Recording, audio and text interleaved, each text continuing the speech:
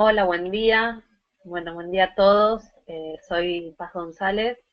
Eh, Bienvenidos a esta sesión de intercambio en temas de adaptación, en experiencias de adaptación. Tenemos por adelante 2 horas para escucharnos. La idea es que todos puedan comentar sus experiencias. Algunos ya habrán estado en la sesión de intercambio de mitigación y ya van a conocer cómo fue la experiencia de trabajo. Eh, Hoy voy a hacer una presentación para contarles de un trabajo que yo hice que para mí fue muy interesante, del cual aprendí muchísimo, una experiencia muy linda, de poca duración, pero muy lindo. Y después la idea es también, como les decía, escucharlos a ustedes. Les han llegado unas preguntas disparadoras que sirvan para empezar el diálogo, que es básicamente eso el objetivo del día de hoy, ¿no? Vamos a empezar con una presentación que va a dar ahora Janina, contando, para los que no estuvieron en la sesión de mitigación, ella va a estar contando, Janina, cuáles fueron los temas que hablamos en la última sesión expositiva, que fue sobre temas de adaptación. Eh, Janina, Hola, hola Paz, gracias. ¿qué tal? Bueno, buen día a todos. Ahora voy a compartir mi pantalla con la presentación.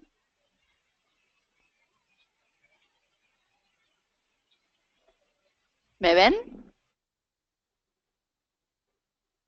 Sí, sí, se ve. Bueno, esta presentación la hicimos en la sesión de mitigación también, pero la vamos a hacer de vuelta en esta oportunidad porque seguramente algunos no estuvieron y no pudieron verla. Así que vamos al resumen. En la sesión de adaptación tuvimos como panelistas a Natalie Unterstel y a Rosalba Landa.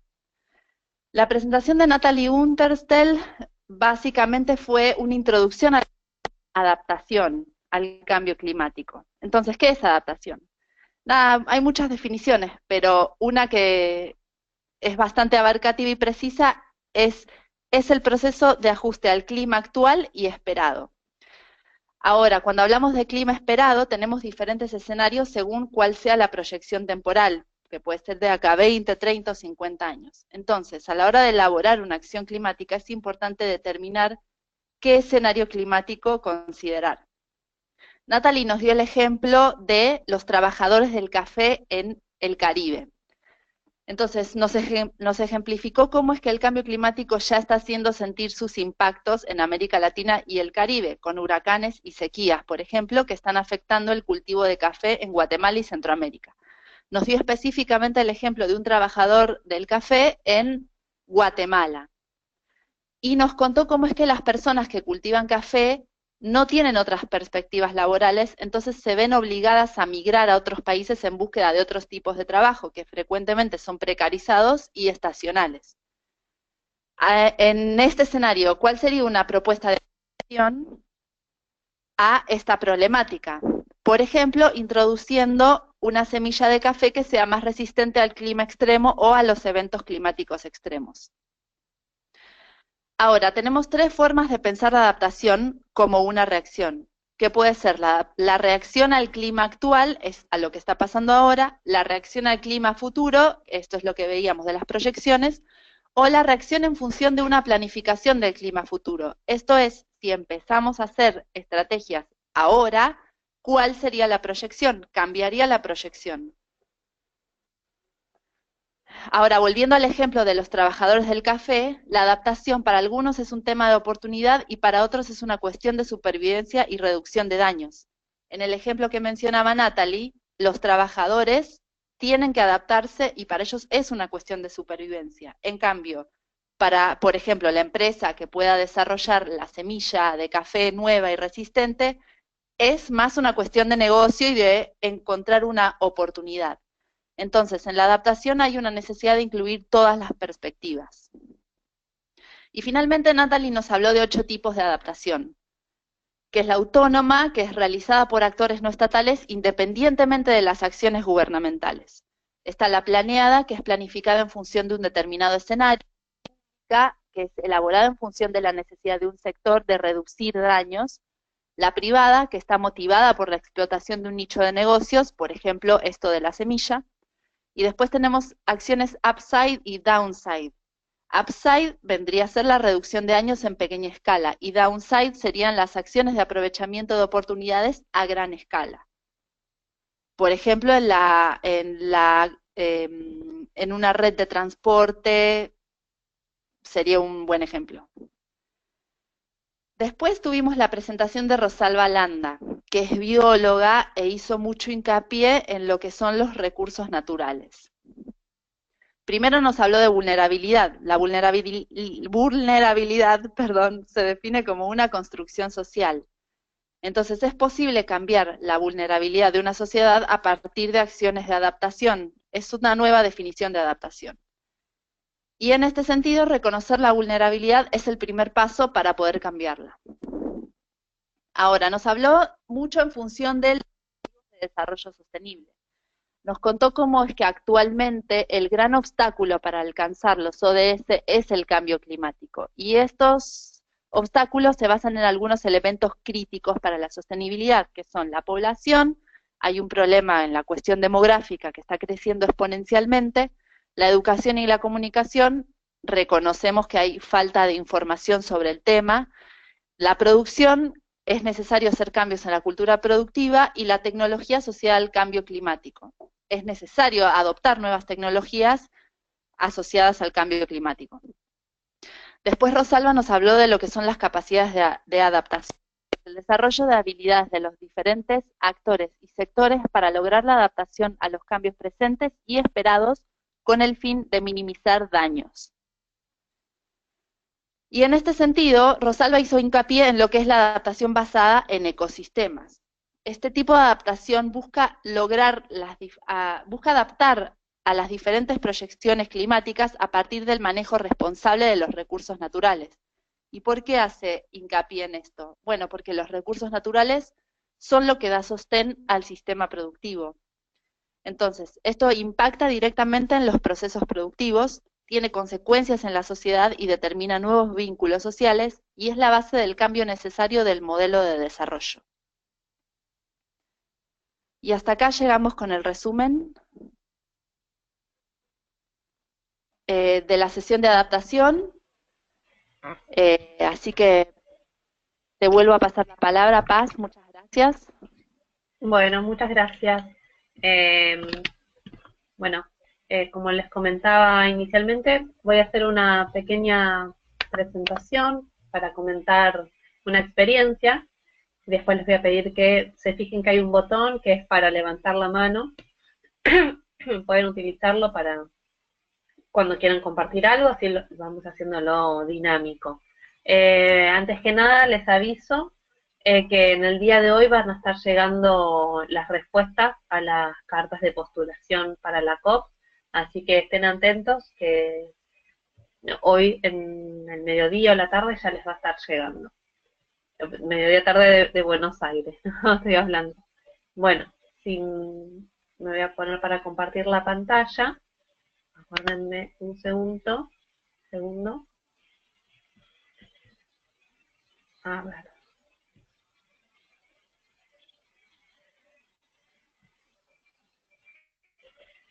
¿Ahí pueden ver la pantalla? Supongo que sí. Bueno. Sí. Perfecto, gracias. Esto es algo que también comentó Cristóbal, pero como no sé si todos estuvieron la sesión pasada, lo repito. ¿Para qué es esta sesión? Es una sesión que estamos haciendo tanto para temas de mitigación como adaptación, y principalmente lo que queremos es interactuar con ustedes. Hasta ahora todas las presentaciones fueron principalmente con algún experto que comentaba que nos trasladaba su conocimiento. Hubo oportunidad para hacer preguntas, pero no pudimos hasta ahora ahondar en qué es lo que están trabajando y viviendo ustedes. Entonces ese es lo que buscamos hacer justamente ahora. Por otro lado, también lo que nos interesa mucho es poder aprender de las experiencias de otros y saber cómo han solucionado las barreras o los problemas que han ido surgiendo y también, ¿por qué no?, encontrar alguna oportunidad de intercambio en el cual alguna necesidad de alguno de los participantes pueda ser abastecida por el conocimiento de algún otro, ¿sí? Así que por favor estemos también abiertos a intercambiar entre nosotros. Esto es lo que les comentaba justamente, ¿no? Que la idea es tejer redes y alianzas, siempre enriquece muchísimo cuando podemos escuchar qué están haciendo en otros lugares que quizás se enfrentan a nuestros mismos problemas o a nuestras mismas situaciones de trabajar con comunidades, con municipios, con políticas o con emprendimientos. Bueno, esa es la idea de lo que queremos trabajar. El ejemplo que yo les quiero comentar es un trabajo, como les decía, que hice muy cortito, pero muy interesante. Fui contratada por la Unidad para el Cambio Rural, que pertenece al Ministerio de Agroindustria de Argentina, y era para hacer una propuesta de estrategias para afrontar el cambio climático, para adaptarse al cambio climático, en lo que se llama la microrregión de Yagi. Yo ahí les puse un mapa de Argentina, donde está la estrella, como para que se ubiquen, es Buenos Aires, que es donde yo vivo, y ahí en el norte, pintado en rosa, está la provincia de Jujuy, que es donde está ubicada esta microrregión. Y ahí se puede ver ampliado el mapa de la provincia y pueden observar dónde está más específicamente Yagi.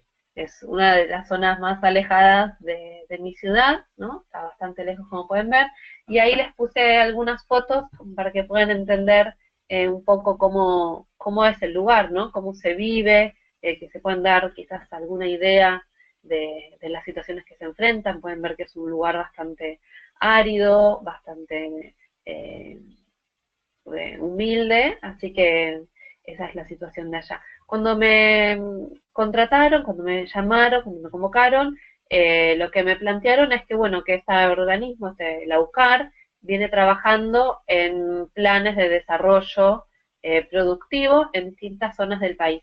Y querían empezar a sumar a esos planes la temática de cambio climático. En la microrregión de Yagi era la primera experiencia piloto que estaban haciendo al respecto, y querían que yo comente o que dé mi visión sobre qué tipo de prácticas se podía realizar. Yo lo primero que comenté es que, lo primero que vi cuando se me presentó esta oportunidad, es que evidentemente desde Buenos Aires hasta Jujuy hay muchas diferencias, ¿no? Y que era muy difícil poder abordar la problemática sin conocer el lugar. Eso por un lado. Por otro lado, otra cosa es que si ellos ya están trabajando en el lugar, por más que sea no en cambio climático, pero sí en temas productivos, me parecía interesante avanzar sobre ese trabajo, ¿no? No tratar de ir a hacer algo nuevo totalmente, sino basarme en la experiencia que ya tienen en el lugar. ¿Para qué? Justamente para que siempre uno vaya creciendo en lo que hace y no empezar siempre de cero y tratando de inventar la rueda, como se dice. Cuando me puse a investigar sobre lo que ya están haciendo y cuál es la situación de este lugar, ¿no? Las características, observé que la principal actividad productiva del lugar era la agricultura y la ganadería, siempre de una manera bastante artesanal, y que en lo que respecta a la vida cotidiana de las personas, las principales cuestiones que iban a ser importantes para ellos era el uso de extractos naturales para uso medicinal, porque hay muchas comunidades originarias, principalmente los quienes habitan son de comunidades originarias, y tienen un vínculo muy fuerte con su ambiente. También la provisión de alimentos y materia prima para generar artesanías y para generar productos. Su cultura, sus tradiciones, y algo que también me resaltaban era los accesos, ¿no? Es una zona que está bastante alejada, y eso era siempre un inconveniente para ellos. Ahí pueden ver una foto en uno de los encuentros que hicimos con los pobladores, y bueno, quiero ir respondiendo algunas de estas preguntas disparadoras que pusimos, ¿no? Ellos, como les comentaba, no estaban trabajando en temas de adaptación dentro de la UCAR, dentro de esta microrregión, pero sí conocen muchísimo sobre la situación climática del lugar. Cuando yo fui en el primer encuentro, ellos mismos comentaban cuáles eran las observaciones que estaban haciendo sobre los cambios en el clima, ¿sí? y cómo estaban tratando de enfrentarlo. También algo que me parece interesante comentar es que obviamente yo antes de ir hice un estudio basado en la bibliografía, pero me parece muy importante constatarlo con los pobladores. ¿Por qué? Porque la bibliografía puede equivocarse. La ciencia, los modelos climáticos, cuando trabajan en una escala que no permite un detalle tan específico como llegar a las diferencias territoriales que se presentan, en especial en una zona andina, donde en pocos kilómetros puede haber muchos cambios. De hecho, la bibliografía me decía que se van a esperar cada vez menos días con heladas, y cuando llegué, ellos me decían que lo que estaban observando en los últimos años era un aumento de los días con heladas. Por eso siempre me parece fundamental, cuando uno quiere trabajar en territorio, vincularse con quienes habitan ese territorio. Las barreras que yo enfrenté para llevar adelante este trabajo, que la idea, lo que me estaban pidiendo es bastante parecido a lo que les están pidiendo quizás a ustedes, que es definir algunas estrategias, en mi caso de adaptación al cambio climático, y la principal barrera para mí era trabajar sobre un lugar que yo no conocía, ¿sí? Por eso, para enfrentar estas barreras, porque yo cuando llegué, yo llevé una metodología de trabajo, pero al llegar me doy cuenta que muchos de los participantes eran analfabetos, entonces iba a complicarse que ellos puedan, analfabetos y aparte muy reservados, muchos de ellos, que iba a ser difícil interactuar. La mejor forma para mí de superar esta barrera fue contar con la participación y colaboración de dos personas que trabajan activamente en el lugar con los pobladores hace años, y que eran de la Secretaría de Agricultura Familiar de Jujuy. Entonces ellos fueron unas personas que fueron muy importantes para interactuar y tratar de unir los lenguajes, ¿sí? Bueno, la experiencia que me gustaría compartir es esa, ¿no? Justamente, que para mí fue muy enriquecedor poder generar unos encuentros fructíferos con los participantes, e ir con una mente abierta, porque quizás uno va desde su propio conocimiento, diciendo, bueno, lo que hay que hacer es esto o esto, y cuando nos abrimos al diálogo y a conocer la situación, pueden surgir un montón de opciones de adaptación o de medidas o de actividades que enriquecen el trabajo. Creo que eso es todo por mi parte.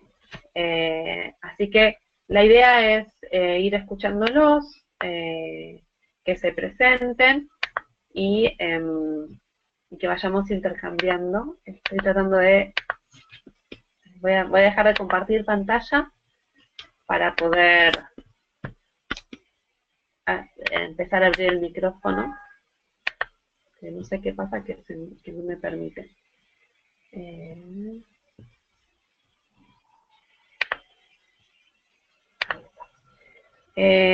No sé si está conectado Carlos Telón. Te voy a abrir el micrófono, Carlos. Te veo con la mano levantada y sé que querías comentarnos, presentarte y comentarnos tu experiencia. Sí, buenos días. No sé si me escuchan. Sí, se te escucha muy bien. Hola, buenos días a unos y buenas tardes a otros. Me complace sobremanera compartir mis experiencias sobre el actuar de Masur, o sea, la mancomunidad sureña, durante los 6 años que tengo de administración. Nuestra organización consta con 4 municipios, todos de la costa sur de Guatemala, y abarcamos un territorio de unos 1000 kilómetros cuadrados y tenemos una población de 300,000 habitantes. Nuestra junta directiva se compone de 3 miembros del consejo municipal de cada municipio, y tenemos desarrollando algunos programas como es la reforestación, el reciclado de residuos, la educación ambiental, la promoción de estufas ahorradoras de leña. ¿Qué es nuestra proyección? Nuestra proyección, a razón de que hemos contactado con la red de municipios ante el cambio climático de Argentina y de una gira que hicieron nuestros alcaldes y concejales a la ciudad de Alemania en relación al cambio climático, entonces vinieron con la inquietud de que pudiéramos empezar a elaborar nuestros planes de acción climática municipales. Y dentro de estos planes de acción climática municipales vamos a incluir indudablemente los inventarios de gases de efecto invernadero. Por supuesto que esto es un reto bastante fuerte para nosotros como comunidad y a la vez contamos con pocos recursos técnicos, pero vamos a tratar la manera de apropiarnos de todo lo que tenemos para elaborar esta acción climática que necesitamos en nuestro territorio, ya que somos un territorio que tenemos mucha industria, tenemos plantas que generan energía eléctrica con carbón y nuestro territorio es un 70% de cultivo de caña. Además de esto tenemos valiosos ecosistemas que proteger, como es el sistema manglar, y en la parte alta tenemos también mucho que proteger, que son nuestras recargas hídricas y nuestras fuentes de agua. Así que tenemos un reto muy importante por delante que realizar. ¿Con qué contamos? Tenemos algunas alianzas. Primero, las unidades de gestión ambiental municipales. Luego contamos con el apoyo del Instituto Científico de Investigación sobre el Cambio Climático, Escuintla, es un instituto privado, con el Ministerio del Ambiente y con el Instituto Nacional de Bosques. ¿Qué herramientas tenemos? Bueno, en asunto de leyes tenemos, la Ley de Protección del Medio Ambiente. Esta fue en diciembre de 1986. La Ley Marco para regular reducción de la vulnerabilidad y adaptación obligatoria ante los efectos del cambio climático y la mitigación y gases de efecto invernadero, el Decreto 7/2013. La Política Nacional del Cambio Climático, Acuerdo Ministerial del Ministerio de Ambiente y el Plan Nacional del Cambio Climático. O sea, ya tenemos suficientes herramientas como para empezar a trabajar estas acciones. ¿Qué deficiencias o qué barreras son las que tenemos? Bueno, ya lo dije, es un escaso apoyo técnico, casi que no tenemos. La escasez de recursos en la mancomunidad únicamente tiene 3 personas, un contador, una secretaria y su servidor, que es la gerencia, y con esto ejecutamos todo lo que está a nuestro alcance en nuestro territorio. Nos faltan herramientas de movilidad, herramientas de recursos, pero esto no nos va a impedir seguir adelante en la lucha contra el cambio climático. Esto es lo que podría compartir y si alguno tiene alguna pregunta, pues estoy a la orden. Muchas gracias, Carlos. Bueno, vos comentaste una de las faltantes es el apoyo técnico. Esperamos que este curso sirva para, aunque sea, subsanar un poquito ese tema. Veo varias manos levantadas. Gabriela Piñataro también estaba queriéndose presentar. Gabriela, a ver si te podemos escuchar. Tenés que habilitar tu micrófono.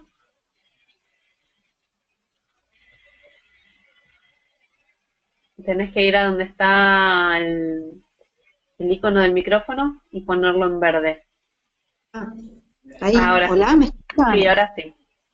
Está bravo sin lentes, Un tema generacional. Buen día. Bueno. Sí, quizá, no sé si es ahora el momento, Paz, de hacer los comentarios de la experiencia nuestra, muy cortitos. Sí, perfecto. Bien, bueno, yo pertenezco a Cultura Ambiental, coordino la organización no gubernamental Cultura Ambiental, que es una institución en la que trabajamos con un equipo de perfil social y ambiental, y en particular sí trabajamos, respondiendo a la primera pregunta, sí trabajamos en temas de adaptación, y fundamentalmente desde el enfoque de la gestión de riesgos de desastres. Si bien comenzamos a trabajar la gestión de riesgos de desastres con un enfoque amplio, obviamente una de las líneas de trabajo principales que nos han abocado ha sido el tema de la gestión de riesgos climáticos, como son los incrementos de lluvias, con episodios de inundaciones o crecidas en algunas cuencas urbanas, y otros fenómenos como los impactos de las sequías y los incendios forestales. Entonces, esa es una línea de trabajo que la hemos orientado a través de distintos emprendimientos de pequeña escala, por cómo se han dado las cosas en nuestro país. En Uruguay, el tema de la gestión de riesgos de desastre ha ido por buen tiempo caminando solo, ahora se da la mano con los temas de cambio climático, fundamentalmente porque institucionalmente en el país lo que tiene que ver con la gestión de riesgo está a cargo del Sistema Nacional de Emergencias, y lo que tiene que ver con cambio climático a través del Ministerio de Medio Ambiente, desde una división de cambio climático.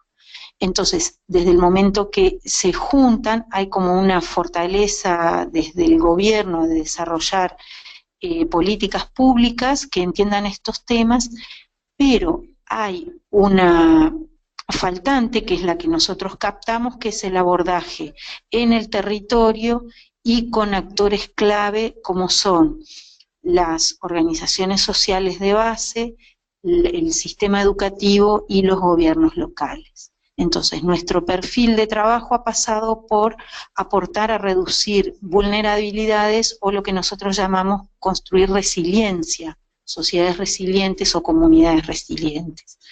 ¿Dónde lo hemos trabajado esto?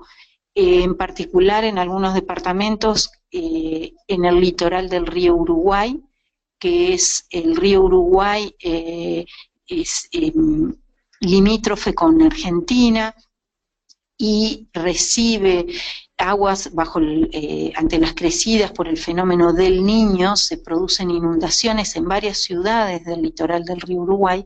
En particular, Paysandú es una ciudad muy afectada. También Durazno, que está en el Río Negro y que sufre enormes crecidas, afectando a un número muy importante de población, como pasó en el 2009, 2015, 2016, con un número de 15.000 evacuados, en el caso de diciembre del 2016, otro tanto en 2009, y lo que ha llevado a desarrollar un montón de estrategias siempre de respuesta. En cambio, nosotros trabajamos para construir resiliencia desde la prevención, el desarrollo de información y de estrategias de organización de la población. ¿Qué barreras nos hemos enfrentado? Bueno, en particular, las barreras no tanto técnicas, porque en ese sentido creemos que tenemos algunas capacidades, pero sí estas barreras de lo institucional, del ser reconocidos como un actor que dialoga con el gobierno, y el gobierno requiere de ese diálogo, de esa interlocución con el ámbito local. Si bien tenemos un reconocimiento, y eso probablemente otras instituciones que hoy están en el seminario deben vivir lo mismo, esto de uno actúa en el territorio, pero hasta que no llega el Estado con una política pública directa, no necesariamente reconoce ese camino que uno viene recorriendo, y eso sí es una barrera, porque uno rema y trabaja, y después ese trabajo se pierde y no se logra sostener. Bueno, sobre la experiencia, quizá me adelante un poquito a hacer mención a eso. La experiencia relevante ha sido a través de algunas iniciativas, como Construyendo Comunidades Resilientes, o prevención de riesgos en ciudades de nuestro país. Junto con UNESCO hemos trabajado con el Sistema Nacional de Emergencia, con algún otro programa de desarrollo comunitario, para desarrollar estas experiencias en nuestro país con acciones en el sector educativo, con el gobierno local en procesos de formación, de generación de documentos y de información clave, de mapeos, de análisis de las amenazas, de desarrollar estrategias bien locales y de mucho diálogo entre los distintos sectores, ¿no? Generar un espacio ahí de diálogo. Me parece interesante, en la medida que compartimos esta experiencia, identificar otras voy al punto 4, otras experiencias que tengan que ver con esto, con aspectos de percepción y de desarrollo metodológico, que ahí sí nos parece interesante el aporte que pueda darnos el seminario y el curso de formación. Por allí va mi comentario. Bueno, Gracias. muchas gracias, Gabriela. Me interesaba, vos comentaste que ustedes trabajan promoviendo el diálogo entre distintos sectores y siempre eso es un tema que suele presentar bastantes inconvenientes. ¿Les ha sido fácil? ¿Qué consideran que es la estrategia que más les funciona para lograr que ese diálogo entre los sectores sea fluido y sostenido en el tiempo? ¿Tú te referís al diálogo con actores locales o al diálogo con las instituciones de gobierno? Bueno, ya que lo decís, con los dos. Bueno. Mi pregunta surgió Bueno, con los organismos de gobierno, que mencionaste que es a veces lo que más, la principal barrera, ¿no? Sí, el diálogo con los actores locales, bueno, eso es un trabajo de hormiga, ¿no? De no desembarcar, sino tratar de sostener el vínculo con ellos, conocer muy bien la realidad y cómo se articulan y conocer cuáles son esas redes en el territorio de las organizaciones de base, del sistema educativo, del gobierno local. En la medida que uno logra eso y esa empatía y el conocimiento, nos permite mantener fluidamente, y más allá de tener o no proyecto, un elemento clave es sostener el vínculo, ¿no? Ya sea por redes sociales, que de hecho creamos una red de comunidades resilientes que nos permitió mantener el diálogo, ¿no? Y mantener esto de uno trabaja sobre un evento, pero los eventos se suceden, entonces uno aportó en un momento puntual a desarrollar una metodología, pero atrás de eso les vino otro evento climático, y uno puede dar una respuesta o uno puede mantener ese diálogo, y para ellos es importante. Entonces me parece que eso sí es un resultado de la experiencia, de cómo uno fue abordando esto, no llegar a desarrollar la experiencia y retirarse. También eso lo hemos hecho muy al principio y no es bueno, no es bueno. Lo absolutamente recomendable es mantenerse, y hoy en día entre las redes y el compartir información uno lo logra, y los actores locales lo agradecen porque uno sostiene esos procesos. Y con el gobierno, más allá de la presentación de las actividades, lo que nos ha pasado es adelantarnos a que la política pública tuviera previsto el trabajo en territorio, y eso que podía parecer positivo en realidad no nos jugó tan bien, porque aparecíamos desfasados en el tiempo. Con muy buen vínculo con los actores de gobierno, bueno, lo que hay que hacer es sostener ese diálogo, formar parte de los procesos de construcción de la política nacional de cambio climático, de los espacios que el gobierno genera en gestión de riesgo, o sea, tener incidencia y participación y visibilidad en esos ámbitos de construcción de herramientas de política pública. No sé si por ahí respondí. Sí, muchas gracias, muy bien, muchas gracias, Gabriela. Tenemos una compatriota tuya que también nos está pidiendo la palabra, Jimena Rizzo. Bien, Jimena. Jimena, ¿nos estás escuchando?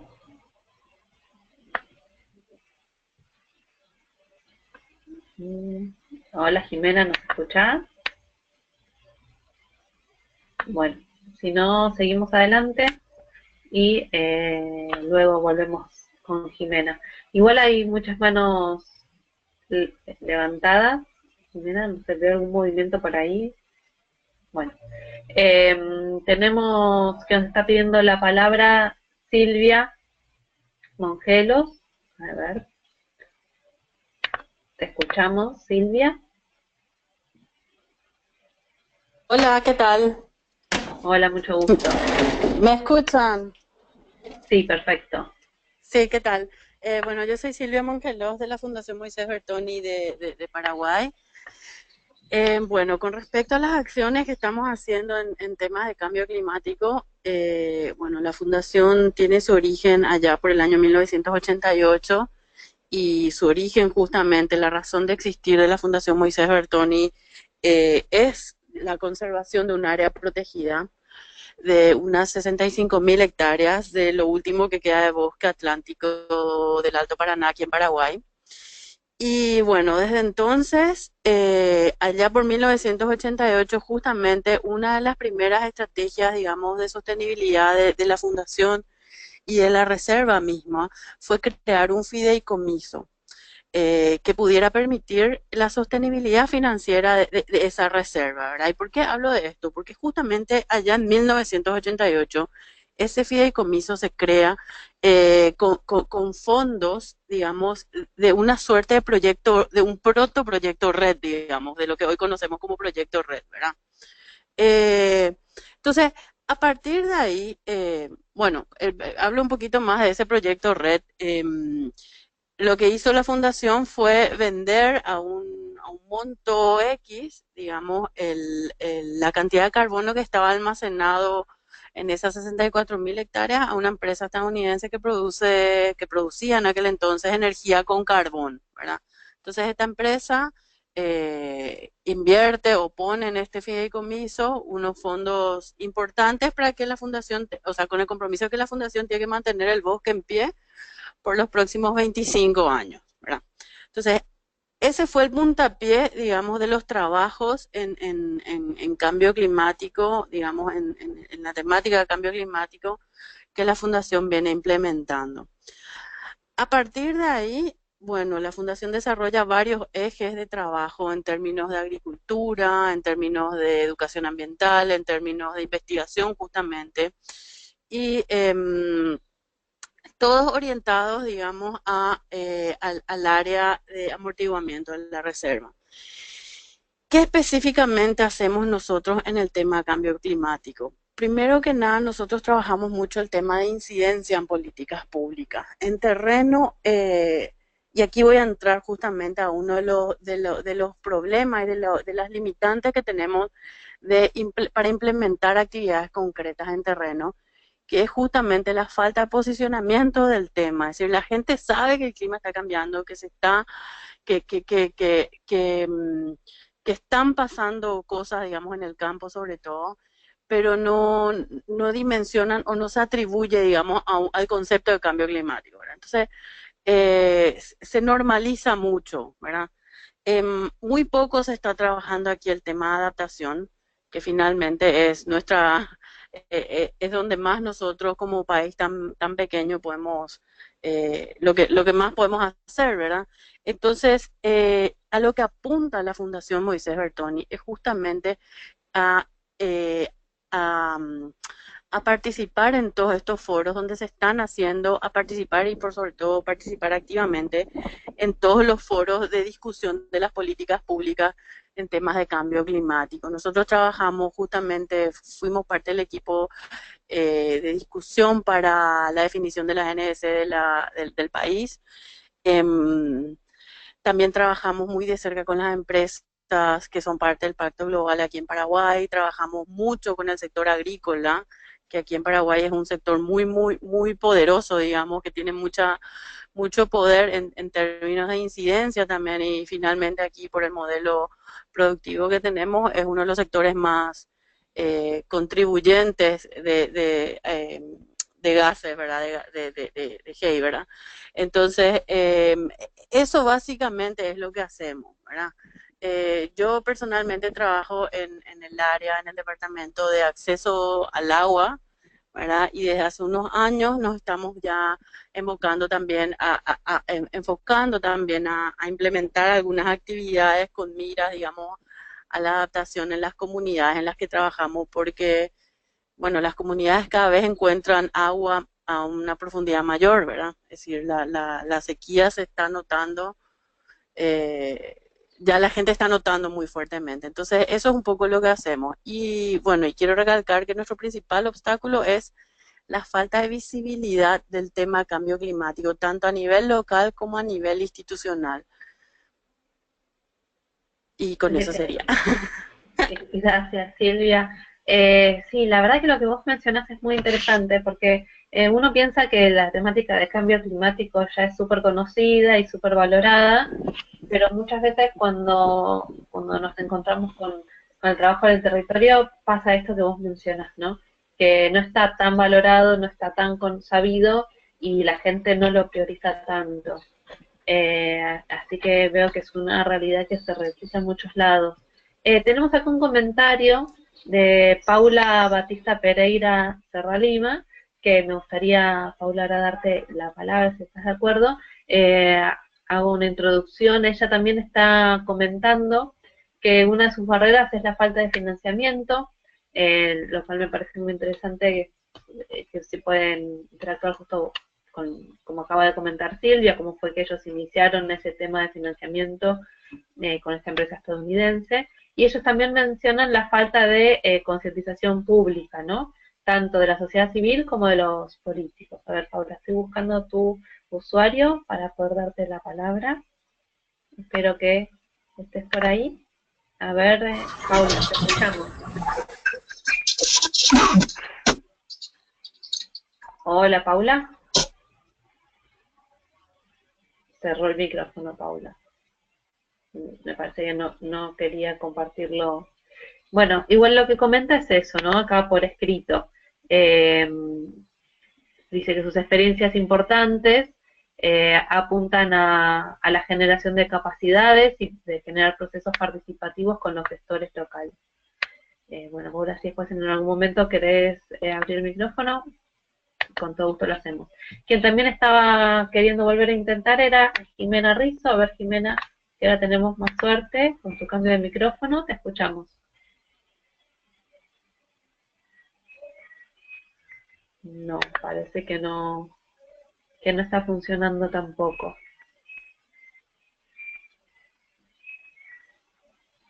Bueno,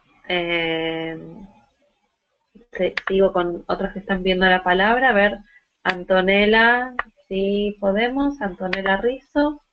A ver, Antonella, si te escuchamos. Ah, ahí dice sonido reactivado, sí. ¿Me escuchan? Sí, te escuchamos. Perfecto. Bien. Soy Antonella Rizzo, trabajo para una ONG que se llama Salud Sin Daño. Nosotros no hacemos implementación directa, como planteaba, por ejemplo, la colega de Uruguay, sino que trabajamos en una coalición de hospitales y profesionales de la salud que cada vez más nos estamos metiendo en cambio climático, y algo que nos plantean los propios directores de los hospitales es que les asignan un rol solo de adaptación, de alguna manera, en los planes nacionales de Chile, de Costa Rica, en Argentina misma, donde el sector salud tiene un rol de adaptación, casi de atajar el dengue y las enfermedades transmisibles, y hasta ahí nomás. Y nosotros estamos tratando de dar vuelta a eso, más allá de que porque el sector salud es tremendamente intensivo en el uso de la energía, y por ejemplo trabajamos mucho con Chile, donde la calidad del aire en el sur sobre todo es algo muy complejo, y afecta a la salud pública, y por lo tanto estamos buscando otro rol del sector salud.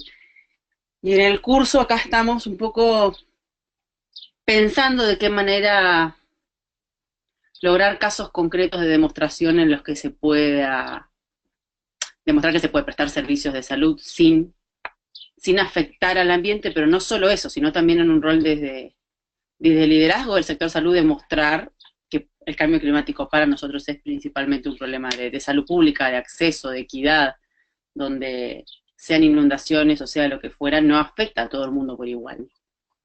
Y tenemos a las poblaciones más vulnerables siendo las que terminan estando más vulnerables todavía, digamos, ¿no? Por efecto del cambio climático, y en eso en América Latina estamos teniendo muchos casos. Y nada más quería decir que me parecen muy interesantes todas las experiencias que estamos escuchando en el curso y mismo las ponencias, y a la vez yo vengo tratando de alguna manera pensar.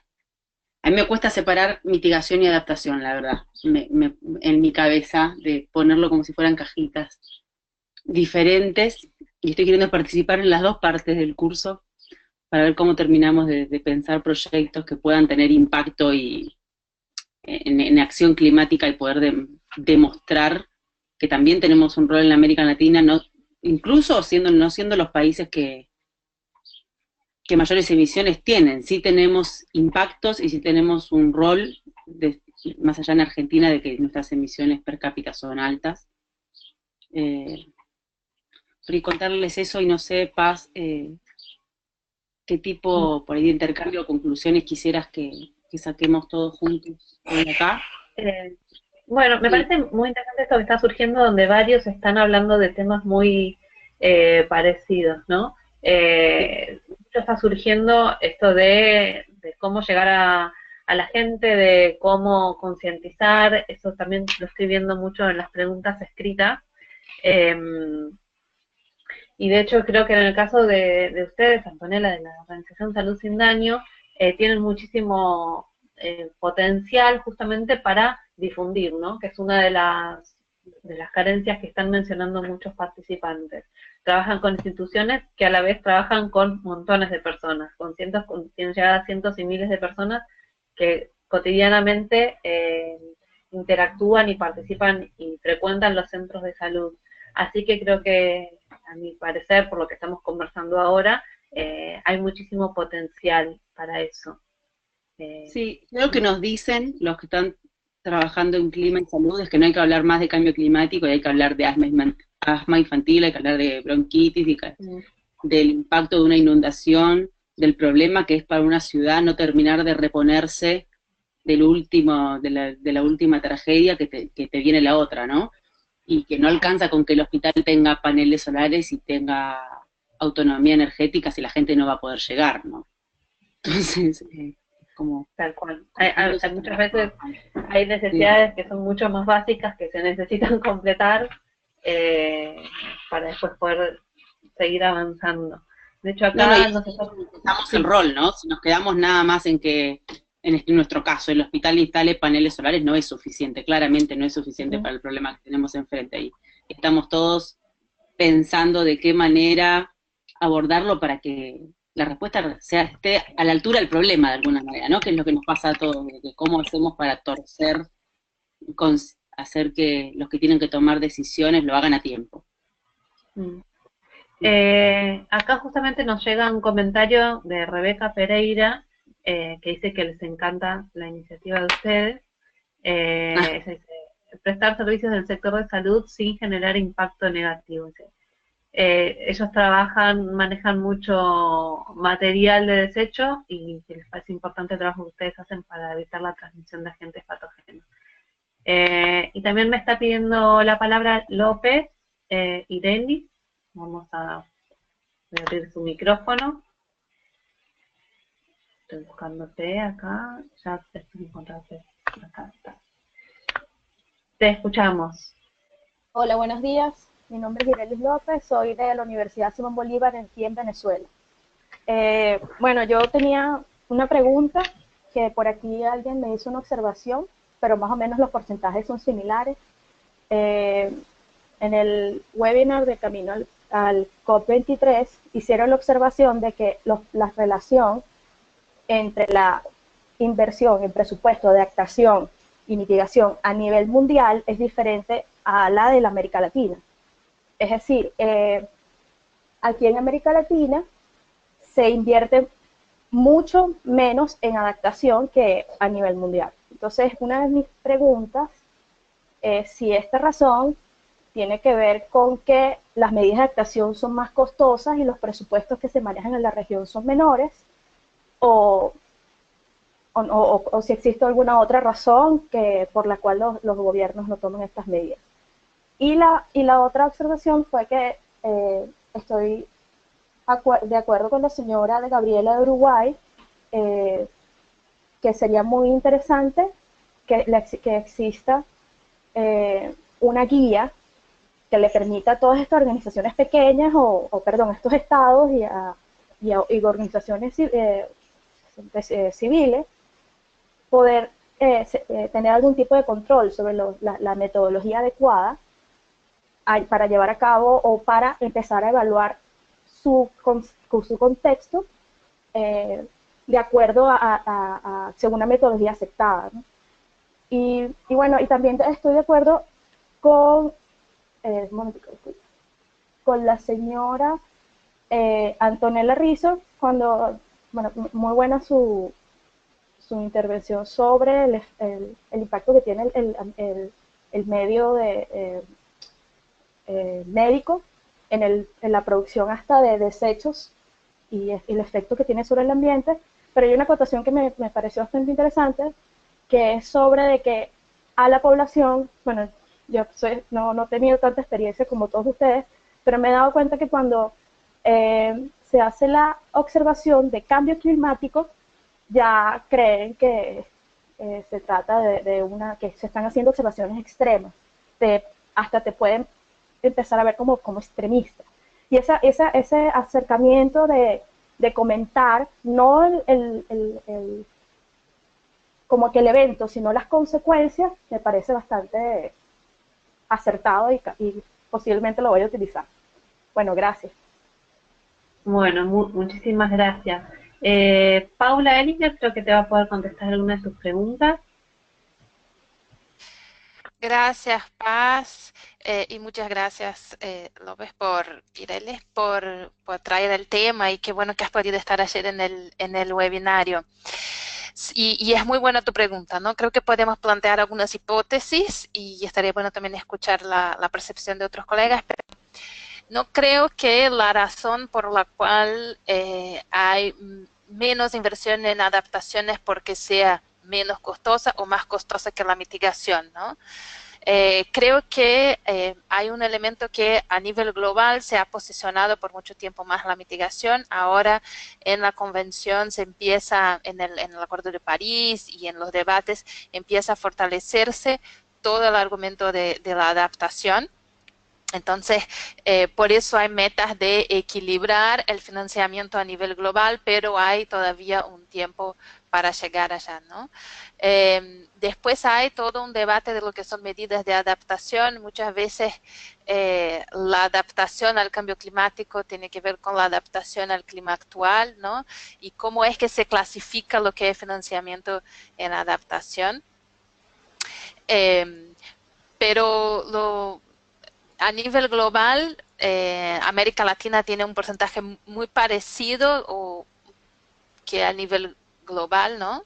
En términos de la desequilibrio entre inversión y financiamiento en adaptación en comparación a mitigación. Hay otras regiones del mundo donde el percentual de adaptación es un poco más significativo, sobre todo África subsahariana, en el sudeste asiático. En este link que puse ahí se puede explorar un poco cómo es la división a nivel global, y veremos que algunas regiones han logrado captar más financiamiento en adaptación, aunque no creo que hay ninguna en que los percentuales son más grandes en adaptación que en mitigación. Hay que explorar un poco ahí, ¿no? Pero escuchemos a los demás también, porque puede ser esta diferencia. Gracias. Muchas gracias, Paula. También tengo pedido la palabra por parte de Osber Polo. A ver si... ahí tenés tu micrófono abierto. Mientras les pido al resto que sigan escribiéndonos acá las preguntas y apretando el botón para levantar la mano, así lo seguimos escuchando. Osber, tenés que habilitar tu micrófono, no sé si encontraste el icono. Buenos días, ¿me escuchan? Sí, perfecto. Sí, gracias. Mi nombre es Osber Polo Carrasco, del Movimiento Ciudadano Frente al Cambio Climático, MOSIC. Estoy aquí en un lugar fuera de Lima, estoy en una zona rural. Me van a disculpar si van a escuchar a los gallos, a los animales que están aquí. Estoy revisando un proyecto de un biohuerto interesante escolar. Bueno, yo quiero dar mi opinión sobre este tema, ¿no? Desde MOSIC hemos estado trabajando más directamente con las organizaciones locales directos, territorialmente, más tratando de acercarnos un poco más con las comunidades afectadas directamente del cambio climático. Entonces, el tema de la palabra adaptación todavía sigue siendo una palabra dura de entender para ellos, ¿no? Digamos que para las organizaciones les hace difícil entender esa adaptación, que tenemos que adaptarnos a un momento que nosotros no fuimos parte de esa culpa, ¿no? Pero bueno, es un debate que hay que hacerlo, ¿no? En algún momento hay que hacer un gran debate, este tema de la adaptación, ¿no? ¿Cómo lo están mirando desde los movimientos o desde las organizaciones campesinas o indígenas? Porque ellos también tienen una posición frente a este tema de la adaptación. Lo otro es que en el Perú, con el caso del fenómeno del niño costero, todas las organizaciones que trabajamos en gestión de riesgo, en lo que es resiliencia y adaptación, creo que hemos aprendido de que si no actualizas tus planes de estrategias o digamos, también cómo organizas a la gente para estos procesos que se vienen de fenómenos inesperados, eso significa que todo lo que tú puedas hacer, todo lo que tú planteas en las políticas, se viene abajo. Entonces hemos aprendido con este fenómeno niño costero, de que muchas cosas han fallado. Desde trabajo organizativo, desde trabajo también de la ayuda, como también en cómo enfrentar los fenómenos climáticos, también hemos aprendido. Por eso que este año, a base de todo esto aprendizaje, el gobierno ha comenzado a actualizar los planes de estrategia y ha comenzado a pensar que tiene que entrar, no solamente la gestión de riesgos debe ser un tema, sino la adaptación y la resiliencia ha entrado como punto de agenda, ¿no? Y ahí nosotros estamos ayudando a aportar, porque no todo también es de colores. La mitigación, no somos un país tan emisor, sino que somos un país vulnerable hacia el cambio climático. Entonces el país tiene que, o las políticas tienen que reforzar sobre esos temas, más que la mitigación, ¿no? Aunque las ciudades son mayormente las que mitigan más, se concentra mayor contaminación, pero también al interior del país, que tenemos una variedad de ecosistemas, variedad de clima y también de comunidades, entonces también el Perú también afecta mucho el cambio climático. Hace poco estuve en el foro social panamazónico, que nosotros hemos estado trabajando con los amazónicos, todo el tema del cambio climático, para ellos entender cómo es los cambios bruscos del clima, de la manera más en su visión. Para ellos ya entienden que el cambio ya se está dando en la Amazonía. Desde que se desaparece una especie importante en los ríos, para ellos ya es signo de que algo está pasando con el clima. O cuando dejan de las ranitas de hacer ruido, también para ellos es un signo de que el cambio climático está afectando su hábitat. Digamos, antes las ranitas que ellos decían así, decían de que era la llamada de la lluvia. Pero ahora, han pasado muchos años, está pasando de que ahora las ranitas han dejado de hacer ese ruido. Entonces, para ellos, entienden que se viene una sequía fuerte. Y eso es lo que está pasando en algunas partes de Perú. Este año hemos tenido varias sequías. Entonces, hay que entender también que no toda la ciencia que nos plantea también, que es interesante todo, pero cómo entender también la ciencia desde las cuestiones más directas, ¿cómo le llaman esto? Ellos dicen, hay un término, aprender un poco a mirar el clima desde la manera más, desde tu hábitat, ¿no? Desde tu cultura. Algo que en verdad hemos dejado también los peruanos, bueno, lo tienen más lo tienen los campesinos y los indígenas que día a día están viviendo dentro de la naturaleza y están día a día como mirando el clima. Algo que nosotros los urbanos hemos dejado de ver eso, ¿no? Pues a veces no entendemos por qué en Lima hay variedad de temperaturas. Este año estamos en año de primavera, pero tenemos cambios bruscos. Hemos comenzado con los cambios bruscos de frío en la noche, algunas veces en la mañana sale un potente sol y en la tarde te viene un frío terrible y el tema de la gripe ha aumentado en Lima y eso uno debe explicar de que el clima en el país va cambiando. Entonces, ¿cómo enfrentar sobre eso? cómo fortalecer las estrategias, cómo trabajar coordinadamente con las organizaciones, es una cuestión básica, ¿no? Y lo otro es que yo entiendo que el equilibrio que se tiene que dar entre mitigación y adaptación, yo creo que mayormente para América Latina tiene que ser adaptación, ¿no? Pero también siguiendo el tema de la mitigación, pero en cambio de la matriz energética. Y me gustó mucho la amiga que habló de Argentina, que puso paneles solares, bueno, que eso no va a cambiar tampoco la lucha del cambio climático, ¿no?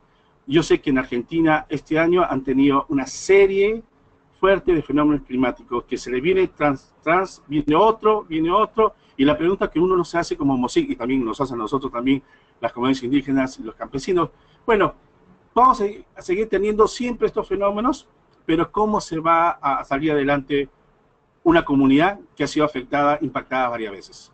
¿Quién pone ese costo? Porque una parte lo pone también el país, del Estado, y otra parte lo ponen también nosotros, los que pagamos impuestos, nosotros. Pero la otra parte, ¿cuándo viene? ¿O cuándo está? A mí yo también tengo muchas preocupaciones sobre los fondos internacionales, muy dispersos para el tema de adaptación. El Fondo Verde, que se creó mayormente para ayudar a los países en desarrollo, sigue siendo un espacio muy burocrático que no ayuda mucho a resolver las cosas, que se burocratiza en proyectos, nada más. Pero para cuestiones de emergencia, como el caso de nuestros hermanos del Caribe, que esta semana vamos a tener un webinar sobre el tema del Caribe, como un caso terriblemente, por las cuestiones de los huracanes, que siempre van a tener huracanes y van a seguir gastando sobre eso. ¿Cómo a eso le vas a decir a la gente que se tiene que preparar para la adaptación? Que siempre va a venir siempre el huracán y que tienes que cambiarte de lugar. Y ahí hablamos del tema de las migraciones climáticas, que eso ya está comenzando a darse con mayor fuerza, y en el Perú también se está dando eso. Comenzaron a migrar de las comunidades, porque ya como hay sequía, se pasan a otro lugar, ¿no? Entonces ya comienzas a tener, como ver en el camino, migraciones por diferentes lados. Entonces la tendencia a las migraciones climáticas ya se están dando, y es un tema fuertemente que ya se tiene que abordar a nivel internacional, de cómo esto se va a tener que tomar medidas urgentes en políticas internacionales, regionales y nacionales, ¿no? Pero por ahí quería dar este debate sobre el tema de adaptación, ¿no? Gracias. Muchísimas gracias. La verdad, muy interesante todo lo que mencionaste, y particularmente quería resaltar lo que decías respecto a, digamos, más bien el conocimiento tradicional, ¿no? De esos indicadores que la naturaleza nos da sobre los cambios que están ocurriendo.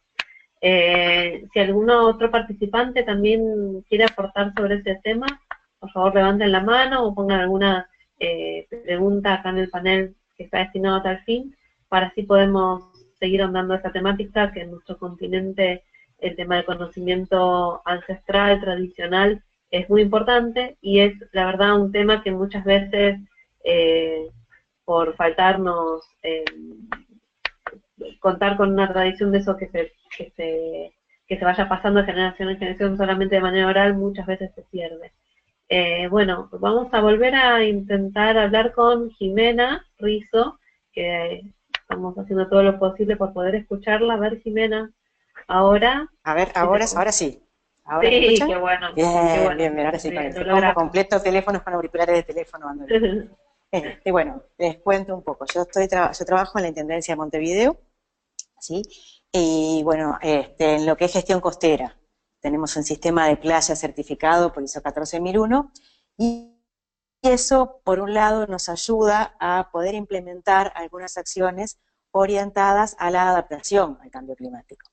En particular, trabajamos en un aspecto que es el que por ahora hemos obtenido más resultados, que es en la adaptación a lo que son los procesos de erosión costera.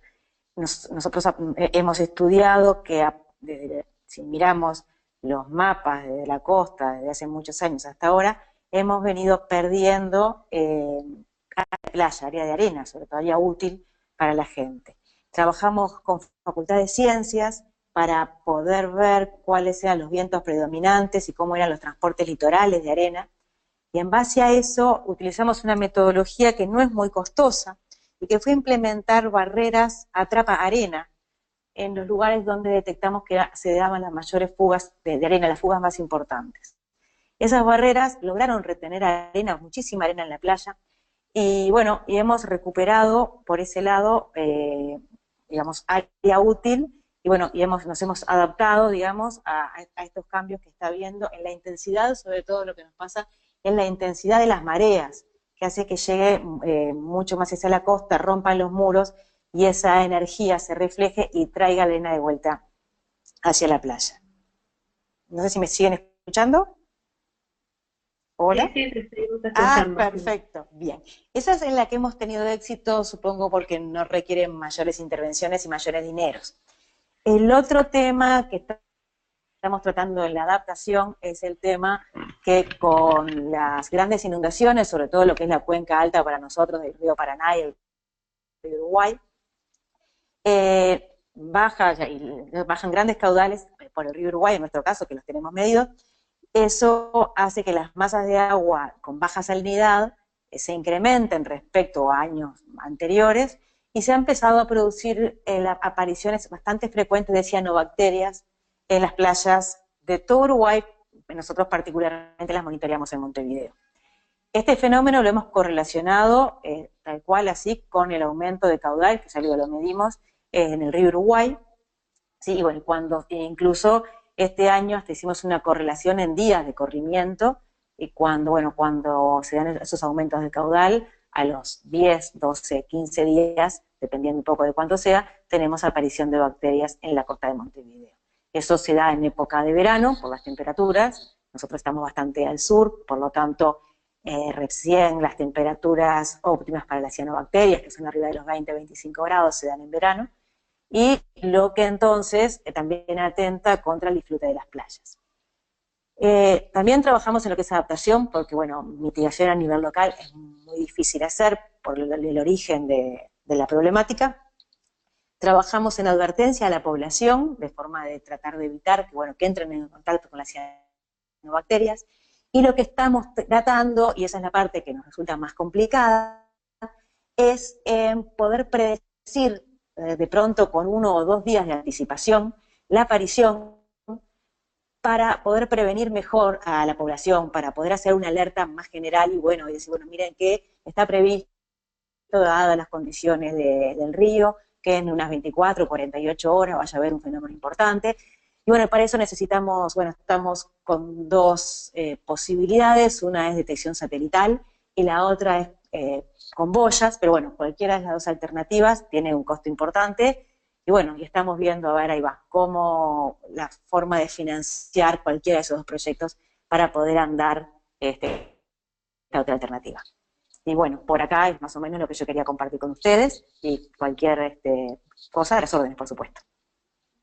Bueno, muchísimas gracias, muy interesante, me alegro que hayamos podido solucionar el tema del micrófono para escucharte. Varios están hablando del tema del financiamiento, ¿no? Está surgiendo en varios. La próxima sesión, que es este lunes, uno de los temas que se tratará es el del financiamiento, ¿sí? Así que tenemos que va a ser una presentación sobre implementación en general, pero se va a hacer un poco de foco en el tema de financiamiento, así que nos esperamos que puedan estar presentes. Tenemos nuevamente la mano levantada de Carlos. Carlos, ahí está, te escuchamos.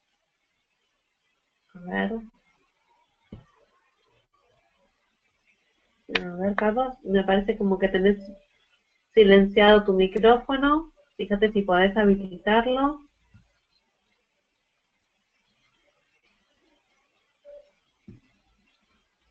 A ver, ¿qué pasa?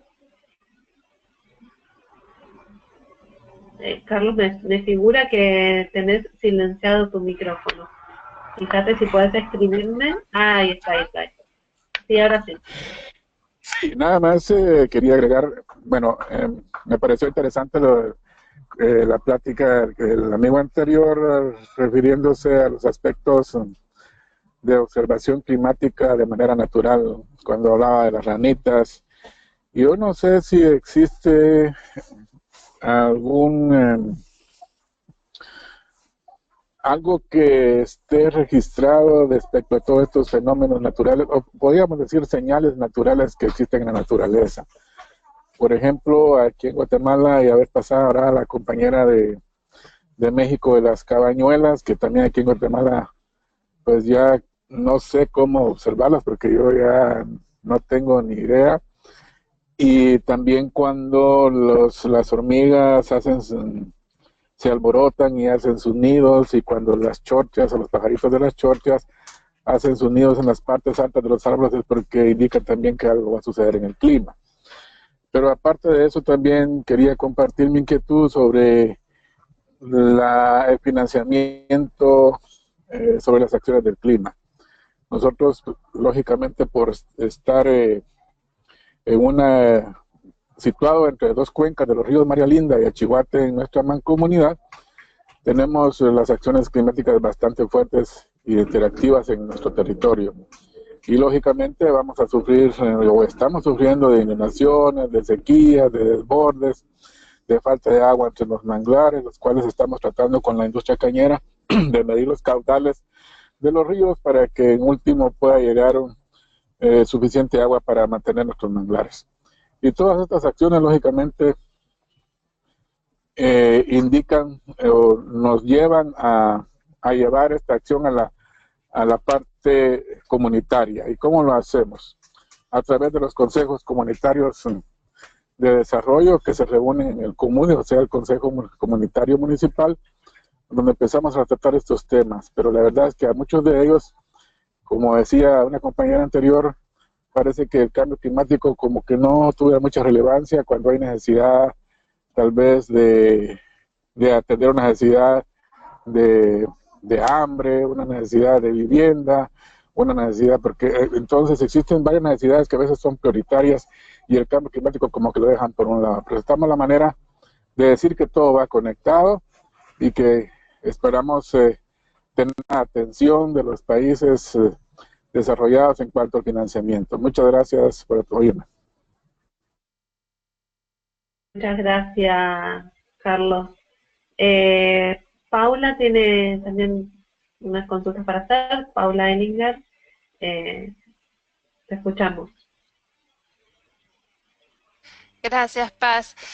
No, súper interesante todos los aportes, casos, comentarios. Me preguntaba, no sé si alguno tiene experiencia en la construcción de indicadores sobre adaptación para los proyectos específicos, y en casos que sí, si pudieran comentar.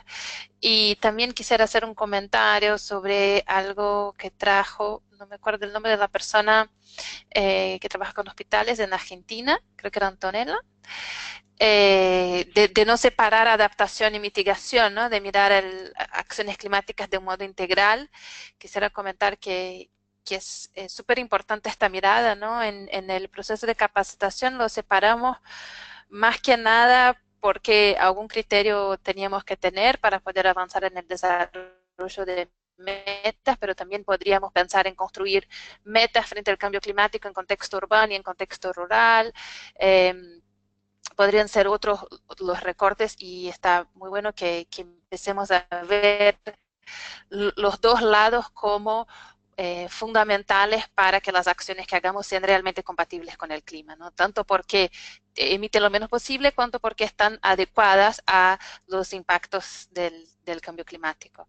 Así que nada más quería como que reforzar este mensaje de la importancia de mirarlo lo más sistémico y holísticamente, y que esto de las cajitas a veces es más para ayudarnos a ordenar, pero que lo ideal es que podamos siempre estar atentos a si mi acción contribuye en reducir emisiones y si mi acción está adecuada a los cambios del clima, ¿no? Que pudiéramos hacer las dos preguntas siempre. Gracias. Muchas gracias, Paula. Acá están llegando algunos comentarios de Osber Polo, que dice que debemos trabajar la adaptación desde los territorios y dar herramientas a las comunidades para que puedan estar preparados para algo urgente que se necesita por hacer. Así que bueno, y él sigue comentando sobre la necesidad de trabajar con el conocimiento autóctono, ¿no? A raíz de lo que había comentado Carlos anteriormente también, es un tema muy, muy interesante. Bueno, por el momento no me están quedando manos levantadas, no sé si a mí me hubiera gustado también escuchar luego de la participante de Uruguay, que hablaba del tema de costas, sé que hay participantes que están trabajando en temas costeros, que tenemos participantes de Cuba, de otras islas también, así que si alguno quiere levantar la mano y comentar en lo que están haciendo, para mí va a ser muy grato escucharlo. Tengo la mano levantada ahora de Consuelo Espinosa. A ver, Consuelo, te estamos escuchando. Hola, buenos días con todos. Yo quería compartir una experiencia de un caso en el que nosotros apoyamos como organización, y a lo mejor hay alguien de Cartagena o de Colombia unido al webinar. Este es un caso de un proyecto que se realizó en Cartagena y todo inició con un estudio de vulnerabilidad en la ciudad de Cartagena porque la gente estaba muy consciente de los problemas que estaban teniendo con las inundaciones. Como resultado de este estudio de vulnerabilidad, se confirma que los escenarios climatológicos a futuro indican un aumento de la temperatura, un aumento de la intensidad de lluvia, y se puede hacer como un mapa de cómo el agua va a entrar en la ciudad, que como algunos de ustedes deben conocer, es un puerto también. Esto levanta la atención del sector turístico, del sector también que trabaja en puerto, por supuesto del municipio, y deciden comenzar a trabajar de manera conjunta, construyendo lo que no solamente sería un plan de adaptación, sino es un plan que replantea el crecimiento sostenible de la ciudad y cómo el tema de cambio climático tiene que incorporarse para poder lograr sus metas de desarrollo sostenible. Entonces, yo les invito un poco para que googleen. Este plan se conoce como el Plan 4C, que es de las siglas Cartagena Competitiva y Compatible con el Clima, donde de manera conjunta y participativa los actores han escogido ciertos sectores a través de los cuales construyen estrategias y de manera conjunta con el sector privado llegan a acuerdos de cómo se comienza a implementar esto, inclusive para abordar el tema de financiamiento. Una cosa interesante que yo también rescato de esta experiencia es que los actores en Cartagena también, no solamente al plantearse la meta de desarrollo, no lo dejan ahí simplemente, sino que hacen una cuantificación de cuántos recursos van a necesitar para poder hacerlo, para poder llegar a cumplir esa meta. Entonces, solo quería comentar esto y perdón que haya un poco metido, porque este es un caso muy interesante de cómo el tema de adaptación también puede servir para reformular o replantear los objetivos de desarrollo de una ciudad. Y cómo a través de la información que se puede generar, se puede convocar a otros actores a sentarse en la mesa, a dialogar, porque son sectores, en este caso económicos, que se van a ver directamente afectados por los efectos del cambio climático. Eso como muy en pastilla. Muchas gracias. Muchas gracias, Consuelo. Yo fui hace unos cuantos años por trabajo a Cartagena y me acuerdo que esos 3 días que estuve estaba gran parte de la ciudad inundada por el aumento, por la intrusión del agua del mar. Y bueno, hablando con la gente que habitaba ahí, mencionaban, ¿no? Ellos mismos cómo observaban esto que vos decís, que se daban cuenta que cada vez esa intrusión, esas inundaciones por la marea eran más seguidas y duraban más tiempo. Aprovecho para consultarte, uno de los problemas o de las cosas que más se mencionó durante esta jornada fue la dificultad a veces de dialogar y lograr que los municipios valoricen el tema del cambio climático y lo pongan como un eje central en sus políticas. Quisiera saber vos que estás comentando que lograron hacer un plan muy bueno junto con el gobierno y con las instituciones, qué barreras se enfrentaron y cómo pudieron superarlas, ¿no? A ver si ese aprendizaje también les sirve a otros colegas. para enfrentar esa barrera. Claro que sí, una de las cosas que se hizo, nosotros como organización, o sea, como proyecto, llegamos a plantear la necesidad de hacer el estudio de vulnerabilidad y acompañamos el estudio de vulnerabilidad y el proceso a partir de eso.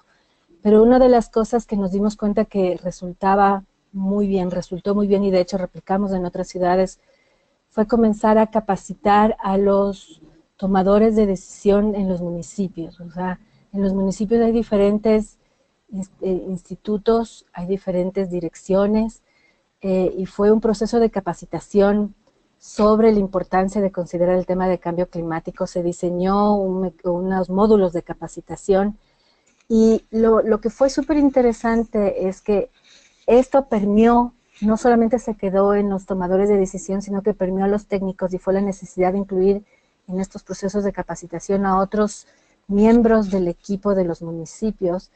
Y fue tan evidente esto que por diferentes razones la cabeza de la municipalidad cambió a lo largo de todo este proceso, cambió 3 veces, y el tema no se cambió, no cambió de prioridad. Eso fue un indicador para nosotros de que la capacitación o el proceso de awareness llegó y se quedó, caló. Y también porque yo creo que lo que tú dices, era muy evidente para la ciudadanía que el tema de cambio climático les estaba afectando cada vez más.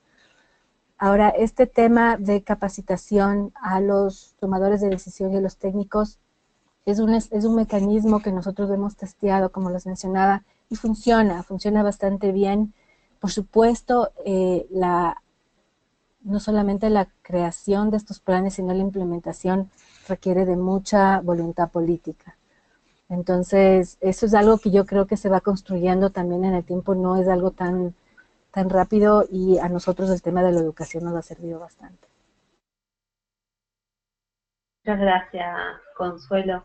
Bueno, si después los participantes podemos ver en algún lugar esos módulos que desarrollaron, sería muy interesante para ver si les es de utilidad a otros también. Bueno, ahora sí nos estamos quedando ya sin preguntas y sin manos levantadas, así que mientras les doy unos minutos por si alguien más quiere participar, que es posible todavía, les recuerdo que la próxima sesión será el lunes próximo, que es lo que comentaba antes, que es una sesión que apunta principalmente a lo que es la implementación y el financiamiento. También tendremos una sesión el 3 de noviembre, si estoy diciendo bien la fecha, para la evaluación del curso. Para nosotros es muy valioso que ustedes nos puedan dar un feedback, una devolución sobre cómo les está resultando este curso, la utilidad, qué cosas a mejorar. Así que les vamos a pedir que participen activamente en esa evaluación, que va a permitir que cada vez podamos tener este curso con mayor utilidad, ¿sí? Y les recuerdo que en el día de hoy les va a estar llegando la carta en respuesta a las presentaciones para la COP, así que hoy por favor chequen sus correos, que ya les va a estar llegando. Bueno, creo que eso ha sido todo por el momento. La verdad que es muy interesante, creo que fue un intercambio muy lindo poder no solo escuchar qué están haciendo, sino también intercambiar cuáles son las barreras más habituales que se presentan a la hora de trabajar en adaptación. Así que bueno, los saludo y a ver, ahí está escribiendo Oscar, una consulta, ¿es posible compartir la lista? No sé a qué lista te referís. A ver, te abro el micrófono, que todavía tenemos de todos los participantes para enviarles el reporte de cambio climático. Sí, lo pueden obtener en LAPSI, cualquier cosa después escribime y te mando esa información, no hay ningún problema. Te dejo acá el correo. Ahí les mando a todos mi correo por si a alguno le quedó alguna duda o algo que quieran saber, pueden hacerlo por ahí o vía LAPSI. Bueno, ahora sí los saludo, les deseo un muy buen fin de semana y nos reencontramos el lunes en una nueva sesión. Hasta luego. Abrazos, gracias.